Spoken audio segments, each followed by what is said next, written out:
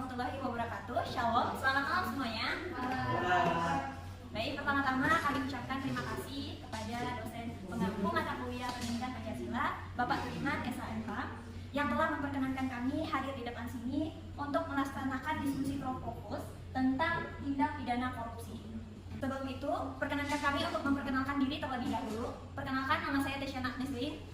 Saya di sini sebagai moderator dalam diskusi terfokus malam hari ini. Namun, tentunya hadir saya di sini tidak sendiri. Saya ditemani oleh rekan-rekan kelompok saya yang juga turut hadir ke depan sebagai narasumber untuk menyampaikan materi diskusi terfokus tentang tindak pidana korupsi. Saya persilakan kepada rekan-rekan saya untuk memperkenalkan diri terlebih dahulu. Baik, perkenalkan nama saya Farhan Hidayat. Nama saya Remy Apakah Benjamin. Saya Romauli Fitri Nadia. Saya Idul Adha. Saya Vera Fetiroy. Dan yang terakhir adalah rekan saya, saudara Urainiza, sebagai kameramen dalam diskusi terfokus malam hari ini. Kita langsung saja masuk ke materi yang pertama tentang analisis kategorisasi hukum yang akan disampaikan oleh narasumber pertama, yaitu Farhan. Saya persilakan. Baik. Baik, saya akan mempresentasikan analisis kategorisasi hukum pada tindak pidana korupsi. Korupsi adalah tindakan melawan hukum yang bertujuan untuk memperkaya diri sendiri atau orang lain, baik perorangan maupun korporasi yang dapat merugikan negara. Korupsi sebagai tindak pidana merupakan perbuatan yang melawan hukum dan merugikan keuangan negara atau perekonomian negara sehingga menghambat proses pembangunan nasional sebagaimana diatur dalam Undang-Undang Nomor 20 Tahun 2001, Undang-Undang Republik Indonesia Nomor 31 Tahun 1999. Dalam undang-undang ini, korupsi dikelompokkan menjadi 7 jenis, yaitu penggelapan dalam jabatan, pemerasan, gratifikasi, suap menyuap, benturan kepentingan dalam pengadaan, perbuatan curang, dan kerugian keuangan negara. Dalam Undang-Undang Nomor 28 Tahun 1999 tentang penyelenggaraan negara yang bersih dan bebas KKN, korupsi adalah tindak pidana sebagaimana dimaksud dalam ketentuan peraturan perundang-undangan yang mengatur tentang tindak pidana korupsi. Komisi Pemberantasan Tindak Pidana Korupsi dalam Undang-Undang Nomor 30 Tahun 2002 dicetuskan KPK dengan tujuan meningkatkan daya guna dan hasil guna terhadap upaya pemberantasan tindak pidana korupsi. Kategori tindak pidana korupsi digolongkan sebagai delik formil, di mana unsur-unsur perbuatan harus telah dipenuhi dan bukan sebagai delik material yang mensyaratkan akibat perbuatan berupa kerugian yang timbul tersebut harus telah terjadi. Profesor Dr. Haji Baharudin Lopa, sarjana hukum, mendefinisikan korupsi sebagai suatu tindak pidana yang berhubungan dengan penyuapan, manipulasi, dan perbuatan lainnya sebagai perbuatan melawan hukum yang merugikan keuangan dan perekonomian negara serta merugikan kesejahteraan dan kepentingan umum. Syekh Hussein Alatas mendefinisikan korupsi sebagai subordinasi kepentingan umum di bawah kepentingan pribadi yang mencakup pelanggaran norma, tugas, dan kesejahteraan umum yang dilakukan dengan kerahasiaan, pengkhianatan, penipuan, dan kemasabodohan dengan akibat yang diderita oleh rakyat. Dalam Drake Law Dictionary di modul tindak pidana korupsi KPK, korupsi adalah suatu perbuatan yang dilakukan dengan sebuah maksud untuk mendapatkan beberapa keuntungan yang bertentangan dengan tugas resmi dan kebenaran lainnya. Sesuatu perbuatan dari suatu yang resmi atau kepercayaan seseorang yang mana dengan melanggar hukum dan penuh kesalahan memakai sejumlah keuntungan untuk dirinya sendiri atau orang lain yang bertentangan dengan tugas dan kebenaran lainnya. Sekian dari saya kembalikan ke moderator.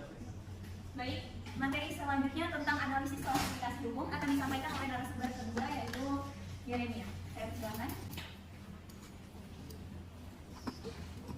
Baik, izinkan saya untuk membicarakan mengenai analisis klasifikasi hukum. Sebelum itu izinkan saya untuk memberikan dua ketentuan keadilan pemberantasan tindak pidana korupsi. Yang pertama, sistem keadilan dalam pemberantasan tindak pidana korupsi harus dilaksanakan secara transparan, kredibilitas, independen, dan bebas dari campur tangan pihak lain. Yang kedua, sistem keadilan dalam pemberantasan tindak pidana korupsi harus bersumber dari konstitusi berupa undang-undang dan peraturan hukum. Kemudian terdapat beberapa jenis tindak pidana korupsi. Pertama, menyuap pegawai negeri. Yang kedua, memberi hadiah pada pegawai negeri karena jabatannya. Ketiga, pegawai negeri menerima suap. Yang keempat, pegawai negeri menerima hadiah yang berhubungan dengan jabatannya. Yang kelima, menyuap hakim. Yang keenam, hakim dan advokat menerima suap. Kemudian dikelompokkan lagi menjadi 7 tindak pidana korupsi, yaitu penggelapan dalam jabatan, pemerasan, gratifikasi, suap menyuap, benturan kepentingan dalam pengadaan, perbuatan curang, dan kerugian keuangan negara. Korupsi berupa suap menyuap merupakan tindakan memberi atau menjanjikan sesuatu pada aparatur sipil negara, penyelenggara negara, hakim atau advokat dengan maksud supaya bisa berbuat sesuatu atau tidak berbuat sesuatu dalam jabatan. Suap menyuap bisa terjadi antara pegawai maupun pegawai dengan pihak luar. Korupsi berupa penggelapan dalam jabatan merupakan tindakan dengan sengaja menggelapkan uang atau surat berharga, atau melakukan pemalsuan buku, atau daftar-daftar yang khusus untuk pemeriksaan administrasi. Korupsi berupa pemerasan merupakan tindakan menguntungkan diri sendiri atau orang lain secara melawan hukum atau dengan menyalahgunakan kekuasaannya dengan memaksa seseorang memberikan sesuatu, membayar atau menerima pembayaran dengan potongan untuk mengerjakan sesuatu bagi dirinya sendiri. Korupsi berupa kerugian keuangan negara merupakan tindakan melawan hukum melakukan perbuatan memperkaya diri sendiri atau orang lain. Pelakunya memiliki tujuan untuk menguntungkan diri sendiri serta menyalahgunakan kewenangan, kesempatan atau sarana yang ada. Korupsi berupa perbuatan curang dilakukan dengan sengaja untuk kepentingan pribadi yang dapat membahayakan orang lain. Misalnya, pemborong pada waktu membuat bangunan atau penjual bahan bangunan melakukan perbuatan curang yang membahayakan keamanan orang atau barang. Contoh lain, terdapat kecurangan pada pengadaan barang TNI dan kepolisian negara RI yang bisa membahayakan keselamatan negara saat berperang. Korupsi berupa benturan kepentingan dalam pengadaan, pegawai negeri atau penyelenggara negara, baik langsung maupun tidak langsung, dengan sengaja turut serta dalam pemborongan, pengadaan atau persewaan, padahal jadi ditugaskan untuk mengurus atau mengawasinya. Sekian yang dapat saya sampaikan. Saya kembalikan lagi kepada saudara. Baik.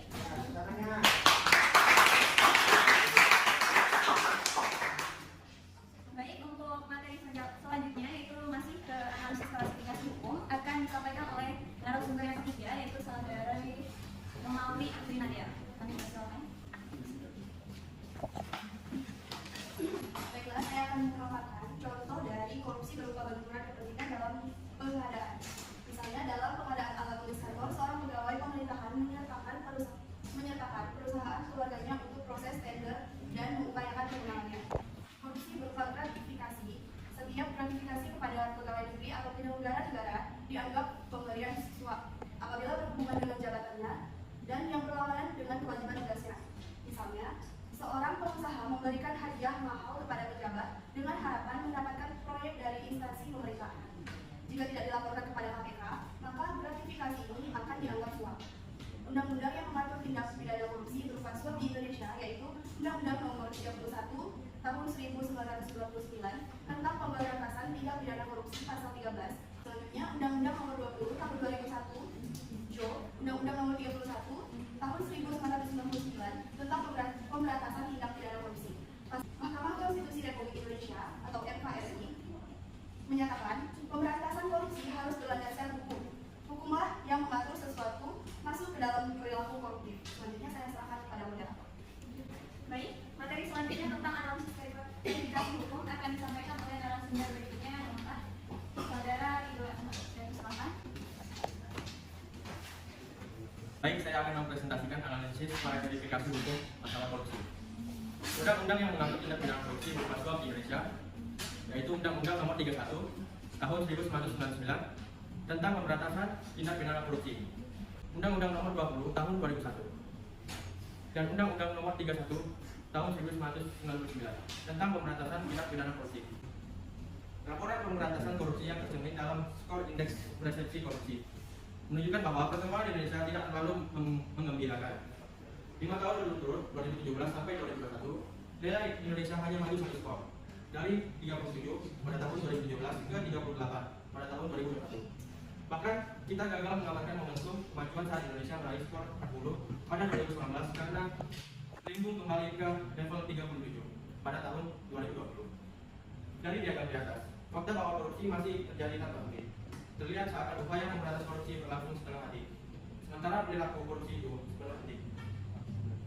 Mengutip tesis Wisnu Jumo, dijelaskan bahwa salah satu sumber daya utama korupsi adalah eksistensi patronasi ekonomi berkelanjutan yang membantu tokoh konspiratif melemahkan upaya pemberantasan korupsi yang progresif.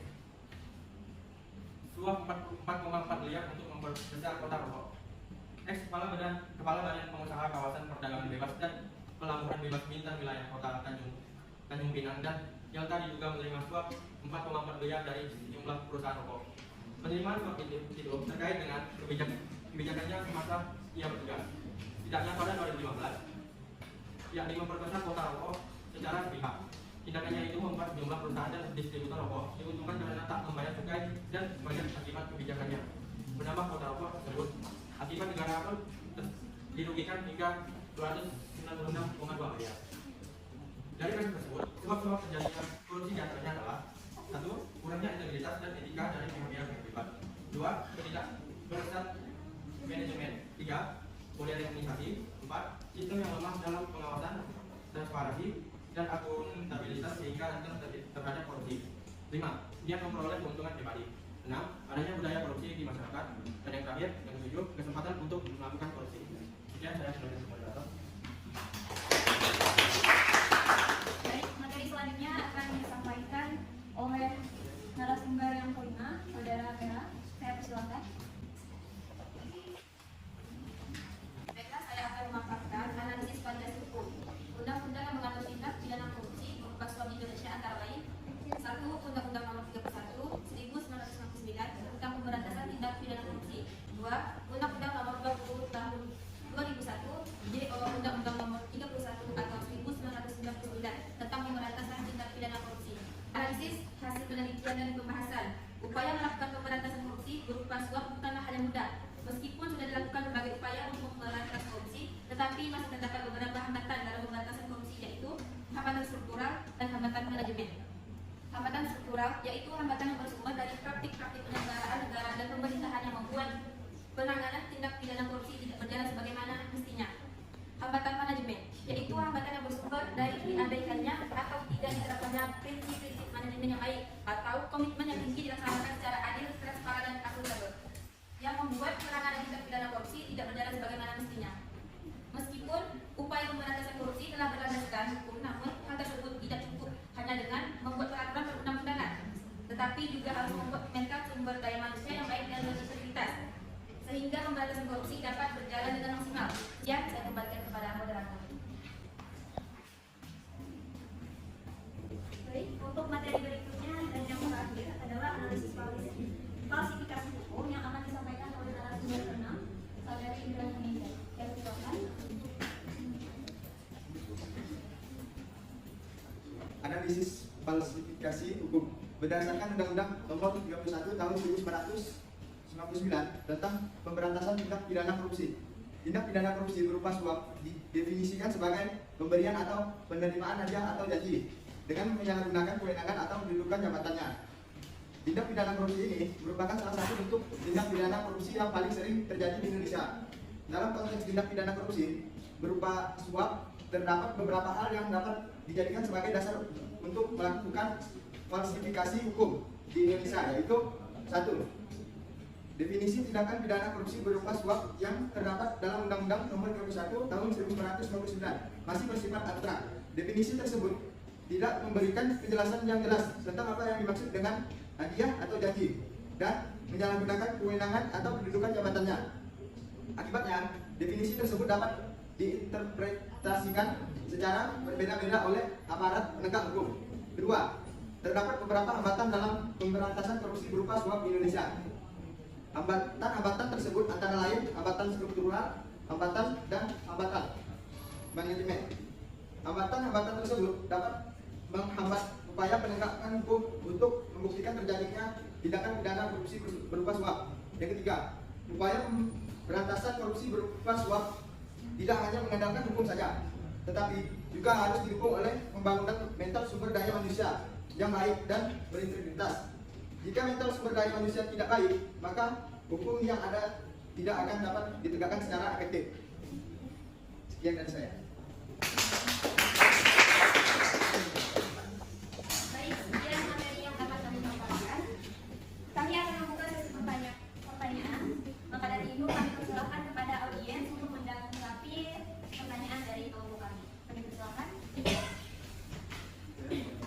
Perkenalkan, nama saya Febrian Hidayati, perwakilan dari kelompok 1. Ingin bertanya, sebelumnya ada di Indonesia kan diketahui banyak tindak pidana korupsi yang dilakukan oleh para pejabat negara. Berdasarkan kasus dari berita yang beredar yang menyatakan misalnya seorang melakukan korupsi sebanyak 12 miliar, tetapi menurut undang-undang denda koruptor hanya maksimal 1 miliar. Pertanyaannya, mengapa nilai hukum denda koruptor tidak sama dengan uang yang dikorupsikannya? Terima kasih. Baik, terima kasih kepada saudara Amar yang telah menyampaikan pertanyaan. Kami persilakan kepada saudara audiens untuk bertanya. Perkenalkan, nama saya Dona Lamsumerai dari kelompok 2. Saya ingin bertanya, mengapa korupsi dianggap sebagai ancaman bagi negara Indonesia? Baik, terima kasih atas pertanyaan. Pertanyaan selanjutnya saya persilakan. Perkenalkan, nama saya Risman GB. Di sini saya akan bertanya, apakah hukuman yang diberikan terhadap pelaku korupsi berbeda-beda sesuai nominal uang yang dikorupsi? Sekian, terima kasih.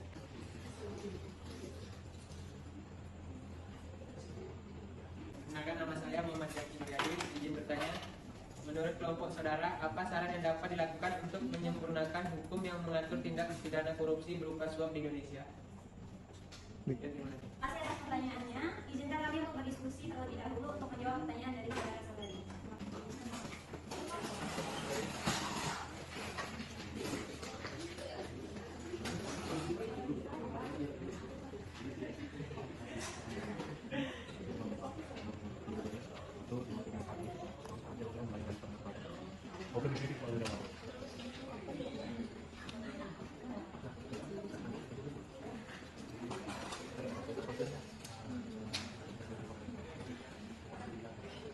Baik, dari hasil diskusi yang telah kami lakukan tadi, pertanyaan dari saudara Amar akan dijawab oleh saudara Rido. Saya persilakan.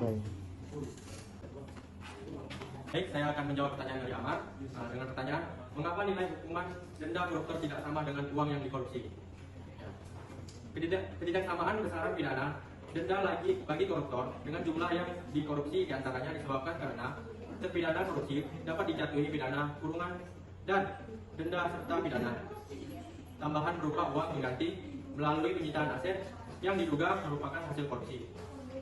Yang diprioritaskan adalah menghukum pelaku korupsi atas perbuatannya dan berupaya untuk memulihkan kembali kerugian negara dari tindakan korupsi yang telah dilakukan.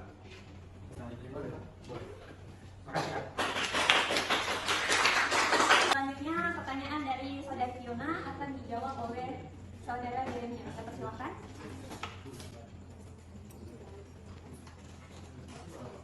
Terima kasih untuk saudari Fiona atas pertanyaannya. Izinkan sebelum saya menjawab, izinkan saya menyampaikan pertanyaan yang Anda sampaikan. Mengapa korupsi dianggap sebagai ancaman bagi negara? Saya akan menjawab bahwa tindak pidana korupsi dianggap sebagai ancaman serius terhadap perekonomian suatu negara karena dapat merusak integritas institusi, menciptakan ketidaksetaraan, dan menghalangi pertumbuhan ekonomi. Korupsi dapat mengekang investasi asing, menghambat pembangunan infrastruktur, serta merugikan masyarakat dengan menyimpangnya dana publik untuk kepentingan pribadi. Oleh karena itu, pemberantasan korupsi menjadi sangat penting untuk menciptakan lingkungan yang kondusif bagi pertumbuhan ekonomi dan kesejahteraan bersama. Demikian yang dapat saya sampaikan. Apakah Anda berterima atau bersama? Terima. Pertanyaan dari saudara Risma akan dijawab oleh saudara Adi.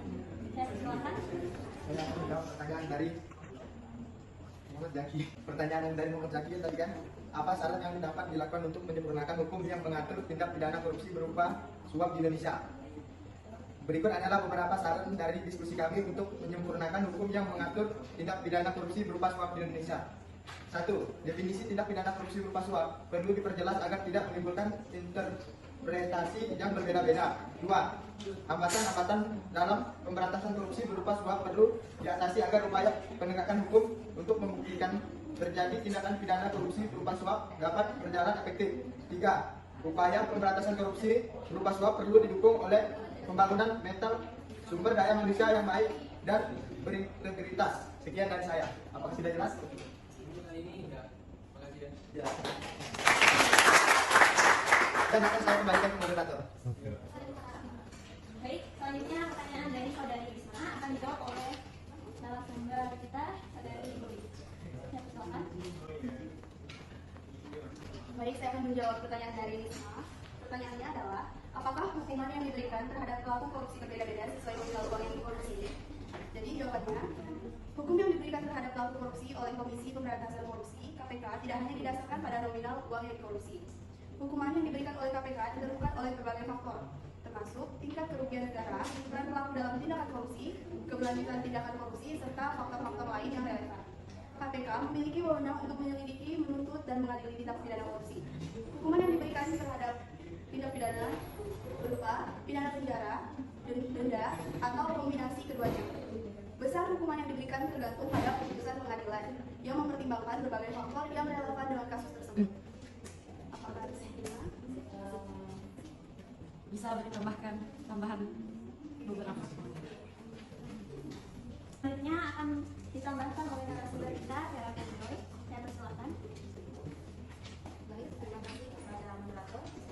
Baiklah, saya akan menambahkan jawaban dari pertanyaan Risma. Penting untuk dicatat bahwa hukuman yang diberikan oleh KPK tidak hanya berfokus pada pemulihan kerugian negara, tetapi juga bertujuan untuk memberikan efek jerah kepada pelaku korupsi dan mencegah terjadinya tindakan korupsi di masa depan. Oleh karena itu, hukuman yang diberikan dapat bervariasi tergantung pada keadaan dan fakta-fakta yang ada dalam setiap kasus korupsi yang ditangani oleh KPK. Kepada Risma, apakah dapat diterima? Terima kasih. Baik, terima kasih kepada audiens karena telah menyampaikan pertanyaan terhadap materi kami malam hari ini. Demikian yang dapat kami sampaikan dalam diskusi terfokus malam hari ini tentang tindak pidana korupsi. Kami tutup dengan kesimpulan bahwa hukum yang mengatur tindak pidana korupsi berupa suap di Indonesia masih belum valid sepenuhnya. Hukum tersebut masih perlu disempurnakan agar dapat memberikan kepastian hukum dan keadilan bagi masyarakat. Beberapa syarat untuk menyempurnakan hukum tadi sudah disampaikan kepada saudari Zaki. Yang pertama, definisi tindak pidana korupsi berupa suap perlu diperjelas agar tidak menimbulkan interpretasi yang berbeda-beda.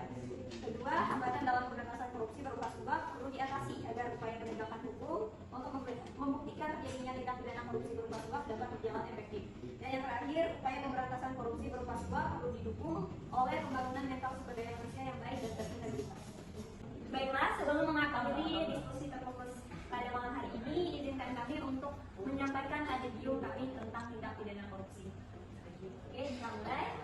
Pemuda anti korupsi. Jujur, adil, berintegritas. Jangan lupa, nomor 2.